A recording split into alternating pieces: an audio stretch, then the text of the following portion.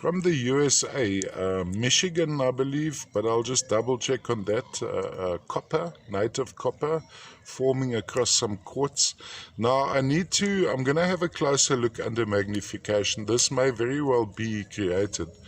But there, for instance, on some sections, if you look onto that, almost a greyish lawn over there, you'll see the copper in its crystalline form.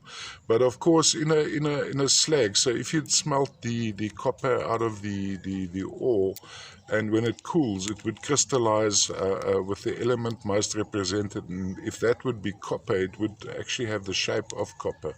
So I'm going to have a look if this is the real thing, or if I believe it's not, I'll actually say created, perhaps, in my description. And then here we have a solid section of copper. Relative weight of the specimen is quite heavy. It's pretty solid copper. So I think it has a good value on copper weight alone.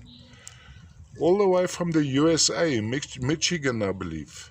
From a display point of view, I quite enjoy this. There's especially this side. This is almost it's like a little picture with that copper crystallization happening there, and then going into this cavity full of copper. Go across like this. There you have a bit of the traces of quartz.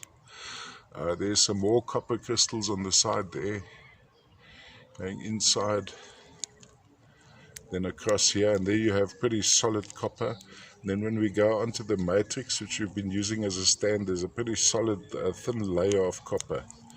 Now what offsets me a little bit is this greyishness of the matrix here. That worries me a little bit, but we'll look under magnification.